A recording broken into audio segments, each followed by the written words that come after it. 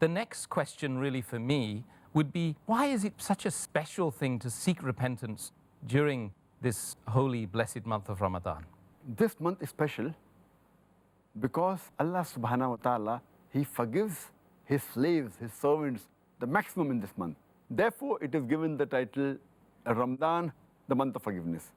And our beloved Prophet Muhammad said, it's mentioned in the Hadith of Tirmidhi, in the book of fasting, Hadith number 682, where our beloved Prophet Muhammad said that when the first night of Ramadan comes, the devils and the demons, they are chained. And the gates of hell are closed. Not even a single gate is open. And the gates of heaven, they are open. Not even a single gate is closed. And the caller, he calls to the people that, oh, those who want to do good, please come. And those who are doing evil, please desist. And Allah subhanahu wa ta'ala, He ransoms His slaves.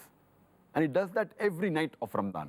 And our beloved Prophet Muhammad, he further said, it's mentioned in Sahih Hadith of Tirmidhi, Hadith number 3545, where the beloved Prophet Muhammad, once he goes on the pulpit before giving a khutbah, and he says, Ameen, Ameen, Ameen thrice. So the people ask, that, O Messenger, why? So the Messenger of Allah subhanahu wa ta'ala says that Archangel Gabriel had come to him and said that anyone who does not have his sins forgiven after Ramadan is approached and enters the hellfire, ask Allah to keep a distance from him. And then Gabriel says to Muhammad, say Ameen. So Muhammad says, Ameen. Means it's unfortunate that anyone witnesses the month of Ramadan and does not have his sins forgiven, because this is the month of forgiveness.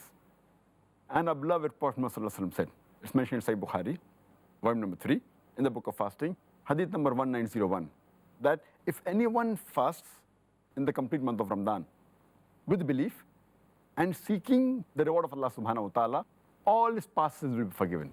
That's the reason Ramadan is called as the month of forgiveness. Subhanallah. And Dr. Zakir, we used to have a saying back in the days before I embraced Islam that I wish it could be Christmas every day. And I'm going to say, I wish it could be Ramadan every day now, more appropriately.